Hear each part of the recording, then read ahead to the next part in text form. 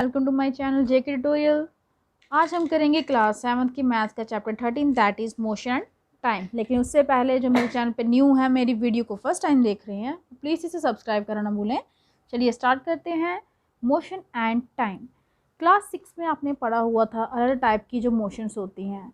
आपने वहाँ पर पढ़ा था मोशन जो थी वो स्ट्रेट लाइन में भी हो सकती है, मोशन आपकी सर्कुलर भी हो सकती है, पीरियोडिक भी हो सकती है। मोशन पता ना, मूवमेंट जो होती है ऑब्जेक्ट की, कोई भी ऑब्जेक्ट स्ट्रेट लाइन में मूव कर सकता है, वो एक सर्कल में मूव कर सकता है, जहाँ फिर वो बार बार सर्कुलर एक मतलब राउंड लगा सकता है, जिसे आप पीरियोडिक बोलते हो। जैसे कि आपका पीरियोडिक होती है आपकी वॉच क्लॉक जो होती है, उसकी सुइयाँ देखिए पीरियोडिक होती हैं, वो एक चक्कर लगाती हैं फिर से घूमती हैं।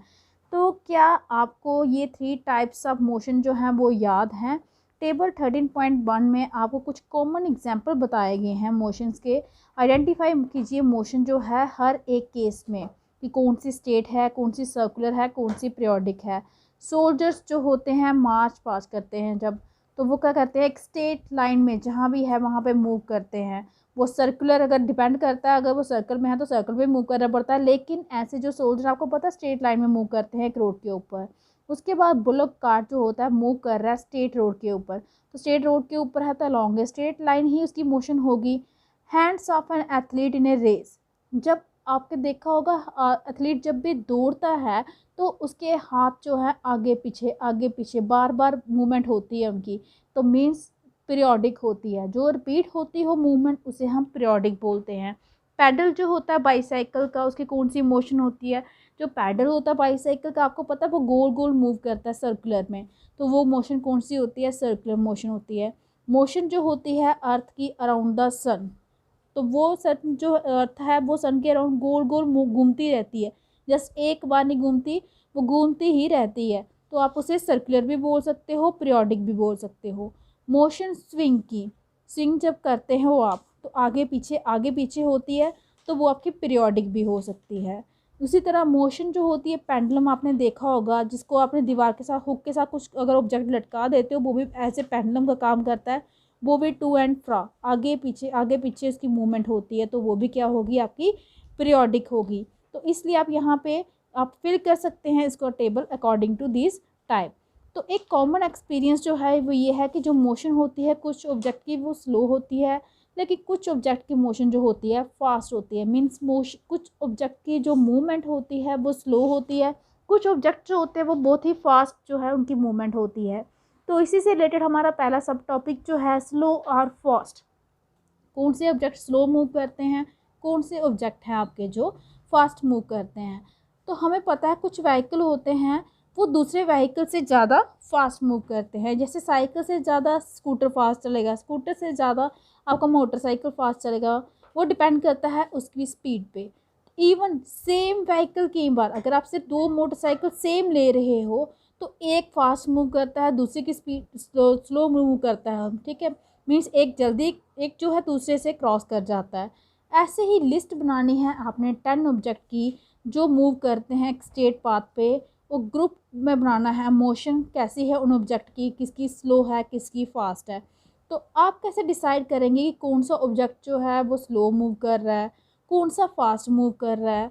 अगर जो व्हीकल मूव कर रहे हैं रोड पे सेम डायरेक्शन पे, तो आप इजीली उनको देख के बता सकते हो कि कौन दूसरे से फास्ट है। जो एक दूसरे से आगे निकल जाएगा वो फास्ट होगा, जो पीछे रह जाएगा व्हीकल वो स्लो होगा।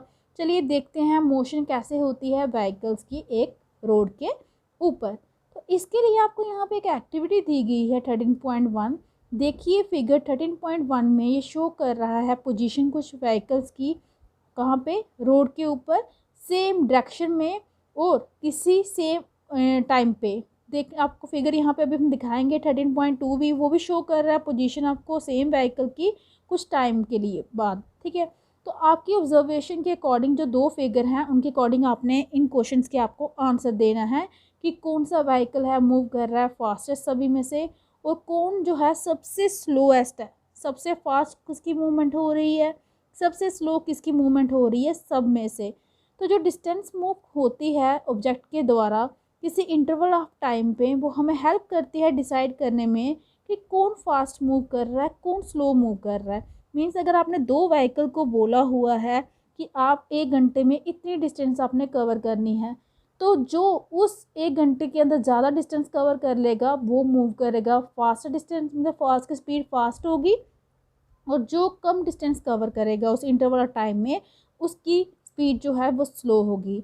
आप इमेजिन कर सकते हैं कि अगर आप जा रहे हो, सी आप करने अपने फ्रेंड को वो बस स्टैंड पे, सपोज़ कीजिए आपने अपने पैडलिंग की अपने बाईसाइकिल पे सेम टाइम पे, जैसे ही बस शुरू हुई आपने अपने साइकिल पे पैडलिंग कर रहे हो, उधर बस स्टार्ट होगी, दोनों एक ही टाइम पे स्टार्ट हो रहे हैं। तो जो डिस्टेंस आपने कवर की 5 मिनट्स के बाद वो कम होगी एज़ कंपेरिजन टू बस। बस ने 5 मिनट में आपसे ज़्यादा डिस्टेंस कवर की थी। आप बता सकते हो कि जो बस है वो फास्ट मूव करती है एज़ कंपेरिजन टू बाईसाइकिल, ठीक है। तो हम कह सकते हैं कि जो फास्टर व्हीकल हो उसकी ज़्यादा स्पीड होती है। यहाँ पे देखिए हम फिगर की बात कर रहे थे, यहाँ पे फर्स्ट फिगर में देखिए ये आपकी गाड़ी हैं, ठीक है, वाइट हैं, येलो, रेड हैं, ब्लू हैं। तो यहाँ पे देखिए सबसे आगे कौन सी है, यहाँ से आप क्लियरली बता सकते हो कि ब्लू वाली जो है वो फास्टेस्ट चल रही है। वो यहाँ पे जो वाइट वाली है पीछे ब्लू, स्काई ब्लू सी, वो क्या है सबसे स्लो, क्योंकि वो सबसे पीछे है। ज़्यादा डिस्टेंस किसने कवर की, आपकी ब्लू वाली गाड़ी ने। आपने गेम्स वगैरह में भी देखते हो 100 मीटर की अगर रेस हो तो वहाँ पे आप इजीली डिसाइड कर सकते हो किसकी स्पीड जो है हाईएस्ट है। जो कम समय में कवर करेगा 100 मीटर की डिस्टेंस, उसकी स्पीड क्या होगी, हाईएस्ट होगी। अब ये स्पीड क्या है, स्पीड पे ही डिपेंड करता है ना, जो फास्ट है वो कोई व्हीकल जो स्लो है वो डिपेंड करता है उसकी स्पीड पे। तो उसकी स्पीड क्या होती है, आप इस वर्ड मतलब बहुत बोलते हो आपकी स्पीड बहुत स्लो है, उसकी स्पीड बहुत फास्ट है। तो ये एग्जाम्पल जो आपको दिया है उसमें हाई स्पीड का मतलब इंडिकेट करता है कि जो डिस्टेंस जो है वो कवर हुई ज़्यादा, वो भी कम इंटरवल में। मतलब 100 मीटर डिस्टेंस अगर कोई कवर करता है सबसे कम समय में, वो उसकी डिपेंड करती है उसकी स्पीड के ऊपर। जितनी ज़्यादा डिस्टेंस कवर होगी गिवन टाइम में उतनी ही ज़्यादा उसकी क्या होगी, स्पीड होगी। एक सबसे कन्वीनियंट या ईजी वे फाइंड करने का कि दो कोई भी ऑब्जेक्ट हों, कौन सा मूव कर रहा है फास्ट और कौन सा स्लो कर रहा है, तो हमें क्या करना चाहिए, कंपेयर करनी चाहिए जो डिस्टेंस उन्होंने कवर की है वो भी यूनिट टाइम में। यूनिट टाइम मीन्स 1 घंटे में, 1 मिनट में, एक, जहाँ आप 2 घंटे भी बोल सकते हैं, एक फ़िक्स टाइम रखना है आपने। तो अगर हम जब जानते होंगे कि जो डिस्टेंस कवर होती है 2 बसेस के द्वारा, ठीक है, अगर हम 2 बसेस का केस ले रहे हैं कि 1 घंटे में कितनी डिस्टेंस वो कवर करती है, तो हमें पता चल जाएगा कौन सी बस जो है वो फास्टर मूव कर रही है।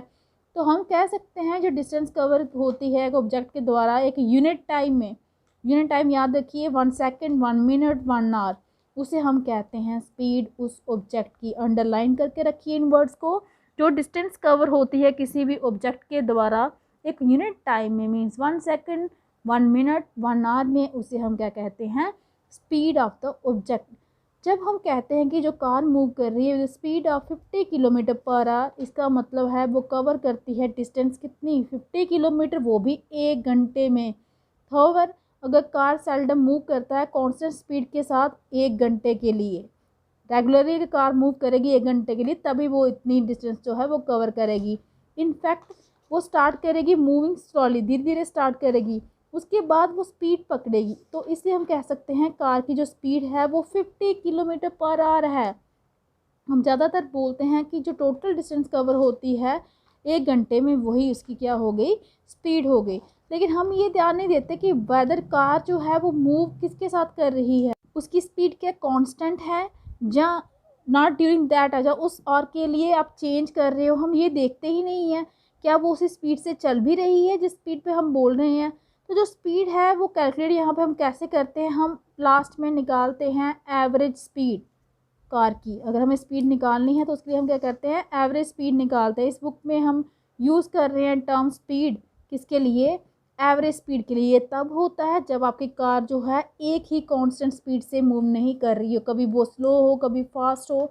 तो स्पीड जो होती है वो total distance cover divide by total time के इक्वल होती है। याद रखिए स्पीड किसके इक्वल होती है, कितनी डिस्टेंस कवर की कितने टाइम में। तो एवरीडे लाइफ में हम फाइंड करते हैं ऑब्जेक्ट जिनकी कांस्टेंट स्पीड होती है, इसलिए वो लॉन्ग डिस्टेंस कवर करते हैं। तो ये सेम स्पीड रख सकते हैं जब हमें लॉन्ग डिस्टेंस कवर करनी हो ज़्यादा टाइम के लिए। अगर जो ऑब्जेक्ट है वो मूव करता है स्ट्रेट लाइन में और वो चेंजिंग स्पीड चेंज करता रहे तो उसकी मोशन को हम बोलते हैं नॉन यूनिफॉर्म। और अगर आपका ऑब्जेक्ट मूव करता है एक स्ट्रेट लाइन में कांस्टेंट स्पीड के साथ तो उसे हम कहते हैं यूनिफॉर्म मोशन। इस केस में जो एवरेज स्पीड है वो सेम होती है जैसे कि एक्चुअल स्पीड होगी। तो यहाँ पे हमारा आ गया यूनिफॉर्म मोशन का जो टॉपिक है, उसका कहने का ये मतलब है कि अगर कोई भी आपका ऑब्जेक्ट है या कोई व्हीकल है वो एक स्ट्रेट लाइन में मूव करता है, उसकी स्पीड में कोई चेंज नहीं आता, जैसे उसने स्टार्टिंग में थी एंडिंग तक वैसे ही रहती है, तो उस केस में हम मोशन को बोलते हैं वो यूनिफॉर्म मोशन है। लेकिन अगर सेम ऑब्जेक्ट मूव करता है स्ट्रेट लाइन में लेकिन उसकी स्पीड जो है वो बीच में चेंज होती रहती है, तो उस केस में हम उसे बोलते हैं नॉन यूनिफॉर्म मोशन। तो हम डिटरमाइन कर सकते हैं स्पीड किसी भी ऑब्जेक्ट की अगर हमारे पास टाइम गिवन दिया गया हो और उस टाइम में कितनी डिस्टेंस कवर की गई हो वो हमारे पास गिवन दिया गया हो। तो क्लास 6 में आपने पढ़ा था कैसे हम मेज़र करते हैं डिस्टेंस, लेकिन कैसे हम मेज़र करते हैं टाइम वो भी हम फाइंड करेंगे अपने नेक्स्ट वीडियो में। आज के लिए इतना ही। आई होप कि आपको अच्छी लगी होगी मेरी वीडियो। अगर आपको मेरी वीडियो अच्छी लगी हो तो प्लीज़ इसे लाइक कीजिए, शेयर कीजिए, चैनल को सब्सक्राइब कीजिए ताकि आपको मेरी जो लेटेस्ट वीडियो है वो टाइम मिलती रहे। Thank you.